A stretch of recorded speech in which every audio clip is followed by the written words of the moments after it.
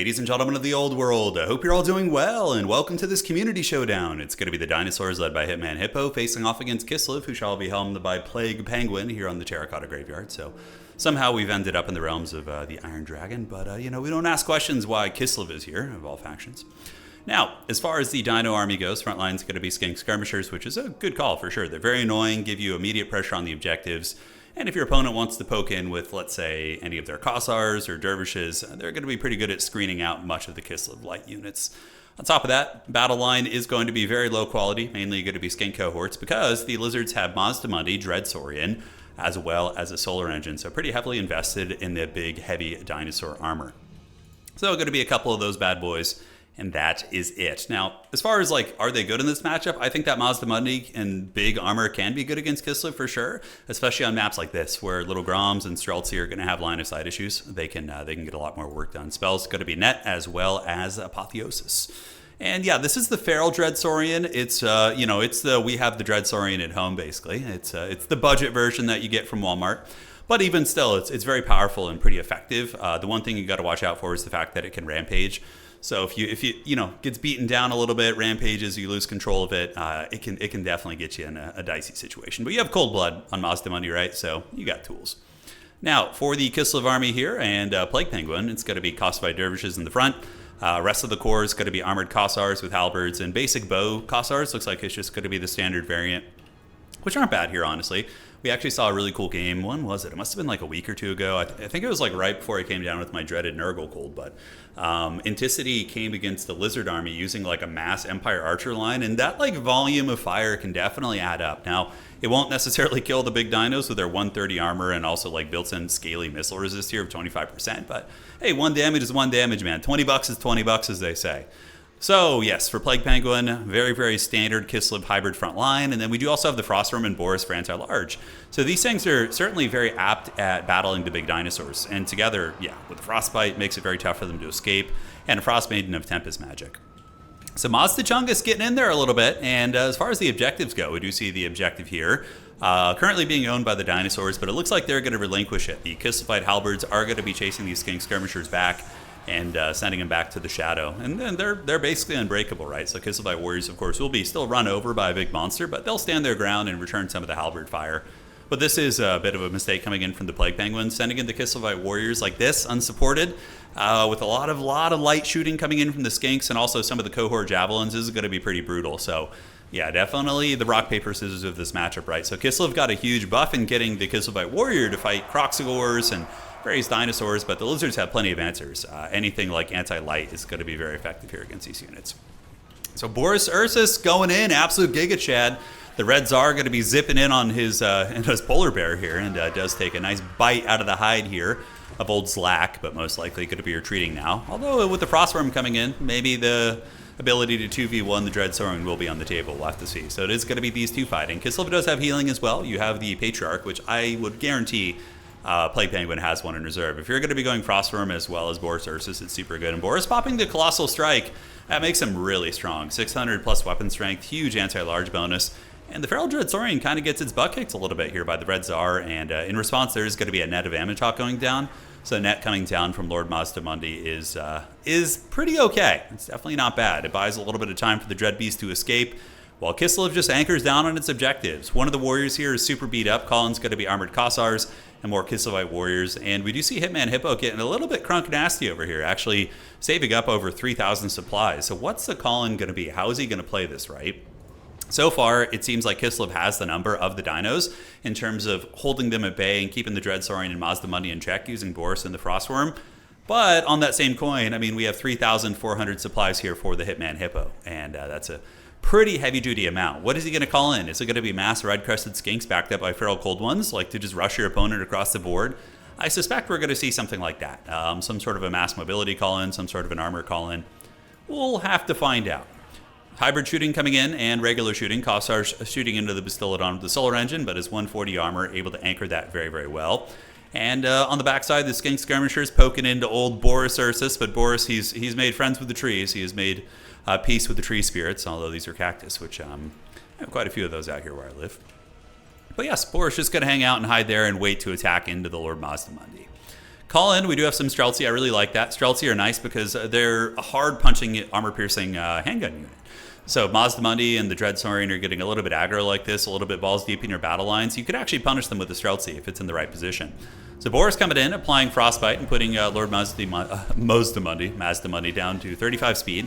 Frostworm coming in as well, and Mazdamundi is going to be forced to retreat while the Dreadsaurian runs in the trees, tries to stay away from some of the shooting, and it looks like Boris is going to get a little bit crunk in here. Definitely very risky chasing after Lord Mazdamundi, because, oh man, if there was a net right now, coming in the big boy, he gets a nice bonk on the head of Boris.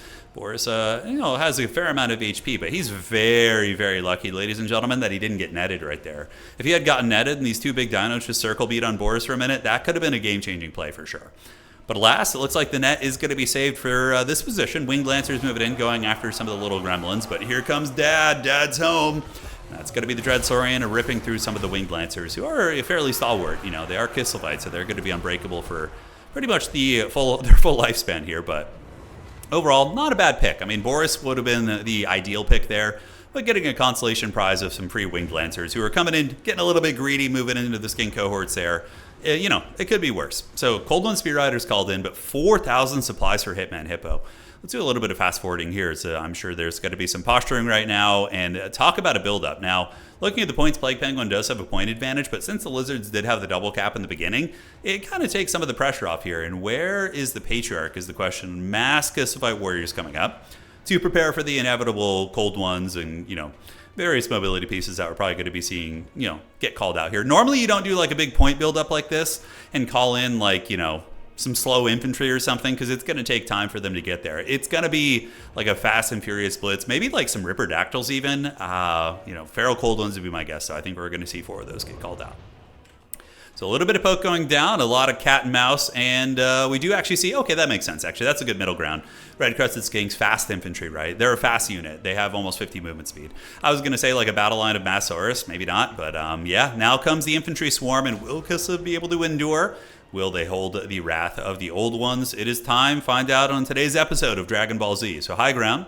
It is going to be some Cold One Spear Riders coming out, backed up by the Red-Crested Skinks. Pretty nice combo. Red-Crested Skinks will trade pretty good into Armored Kossars if they don't get focus fired by the shooting on the way in, and the Cold One Spear Riders will counter pretty much all the Kislev Cav except the Bear Riders. And a good call-in from Plague Penguin. I do like the Oath Brothers of Tor. I think they're a pretty good Cav unit. They do, of course, have the Call of Tor. And why don't they have Glorious Charge? I feel like they should have Glorious Charge, right? You give that to Demogryph Knights, but these guys where the mechanic actually comes from this faction don't have it. It's a bit strange, but even still, they don't need it. Their ability, the Call of Tor, is fine. It does some nice damage against like chaff units and can help clear out the gremlins and allow their halberds to really start to saturate onto some bigger targets. So, over on Objective 2, Mazdamundi wait in the bushes and Feral Dreadsaurian as well. And the Lizardmen are getting ready for their full envelop. And we do see Plague Penguin is currently sitting at 893 points. So he's got a pretty hefty little points lead right now. And Kislev is a faction that's very tough to remove off objectives. They're very, very stalwart and incredibly tough to break, which is cool. I think it fits the flavor quite well. But the Horn of War has been sounded, and the Children of the Old Ones going to be answering the riveting call of Lord Mazdamundi, and now they're going to be moving out. You can even see the Solar Engine wants to get his hands dirty. The cohort's going to be unleashing javelins as the Kislevites shoot at the advancing lizards. I was about to say heretics, but I guess in their eyes, I feel like Kislev wouldn't like player hate on the lizards too much, for sure, compared to like the Empire, for example. On the top side, Cold One Spear is going to be charging in, trying to run down the Kossovite dervishes, and now we are going to be seeing a Hailstorm activated, which is going to be a good cast. That's actually going to be hitting the Cold One Spear Riders, and very much like the Lord Metal, does pretty good damage against these type of units. And Kislevite Warriors going to be moving up to help, and on the backside we do have the Winged Lancers when the Winged Lancers arrive. So here they come, and that's going to be a big old charge into the Red-Crested Skinks if they decide to do it. But nope, we're going to get blue-balled, and we will come back and check that out later. So Patriarch has been called out for Kislev, which is going to give a ton of healing, and Kislev is a very good blob fight faction. Here they're using the Frostworm, and yeah, also Boris Ursus and the AoE healing from the Patriarch. Patriarch probably also has the +5/+5 melee attack stat. But this actually is a big problem. The Kislevites had a bit of an opening in their battle line, allowing the Sara Spears to get in and flank this position. And that's definitely not what Kislev wants. So now a lot of Cold One Spear Riders and the Sara Spears making their way in. Dreadsaurian is going to be pretty brutal in this fight. And it can absolutely bully the Frostworm. The Frostworm is a good fighter, for sure. But in a straight up mono battle, Dreadsaurians have 15,000 HP. Frostworms, they have 8,000. So just for perspective. And the Frostworms, of course, don't hit nearly as hard. So Lizard's actually able to overwhelm the middle objective. The Kislevite warriors trying to hold. Skin cohorts trading pretty cost effectively into the Kislevite chaff infantry here.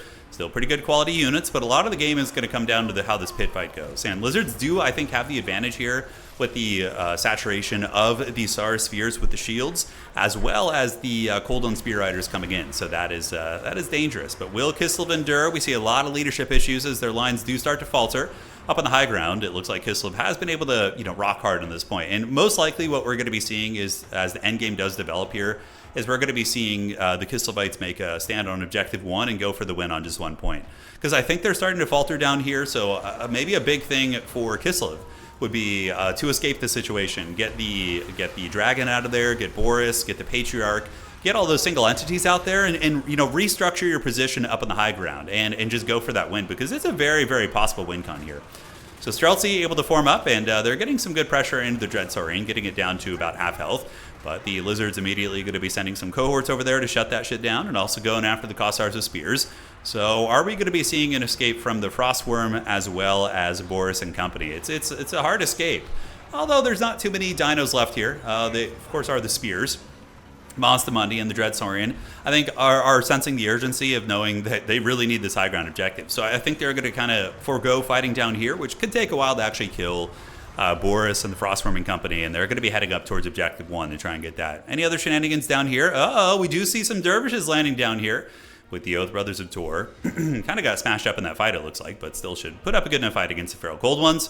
But at the very least, it's going to force the Lizards to allocate some resources down there. So 1,225 points here for Kislev. Lizardmen look like they're going to be making their move for the high ground now. The Feral Dreadsaurian and company getting ready to party up here, and certainly they do have the numbers. And a lot of healing going to be coming in from Mazdamundi as well, with his Apotheosis spam on top of the Feral Dreadsaurian and himself.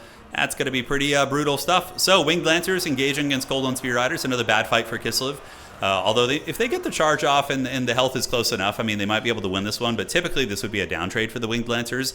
They don't really have the best armor piercing to get through the armored hides of the Golden Spear Riders, and the anti-large bonus is a big deal. But with some of the Kislevite warriors moving in, might help to saturate that and help them get that fight. And now it looks like that it's going to be the high ground transition from Plague Penguin that we talked about, moving to Objective 1 with those powerful SEs, and just spamming a bunch of unbreakable humans, getting them in there and making it very tough.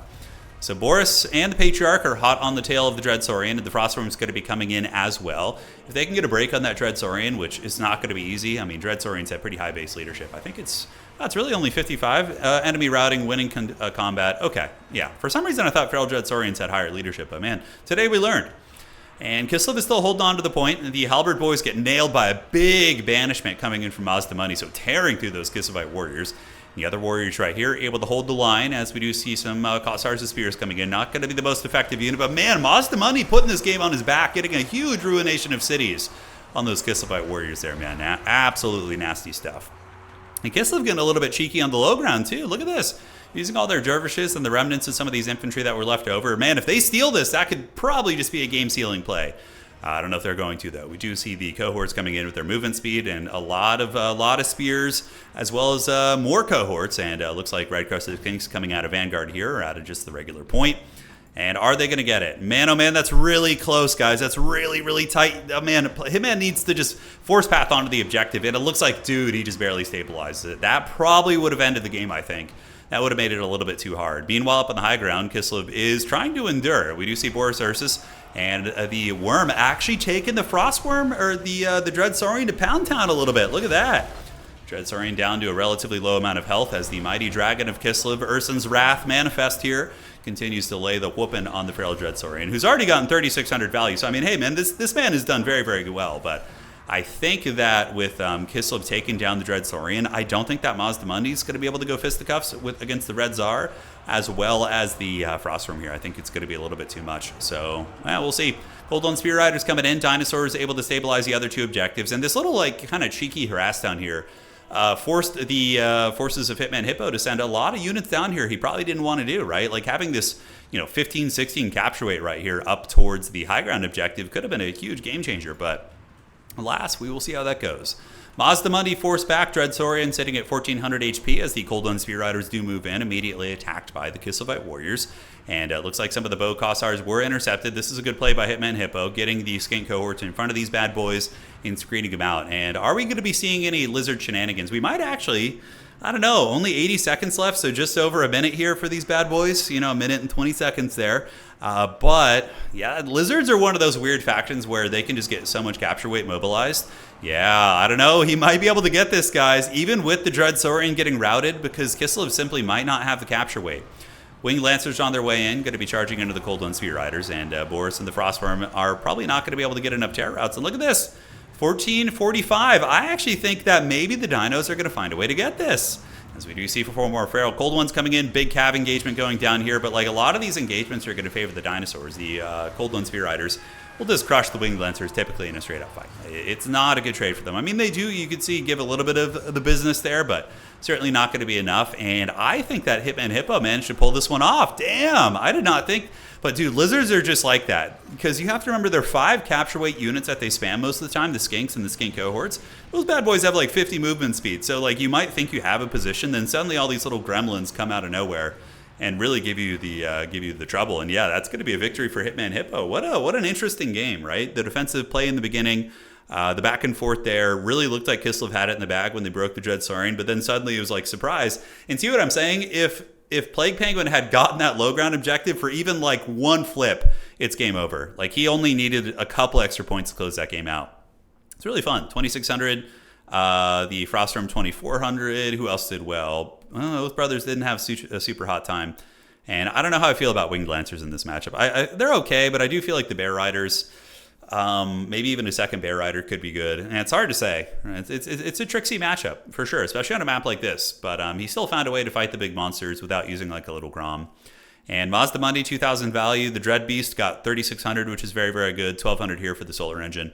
Overall, very fun match between these two mighty champions, and hopefully you enjoyed this one. All right, guys, take care of yourselves. We'll see you on the other side, and that's going to be it for tonight.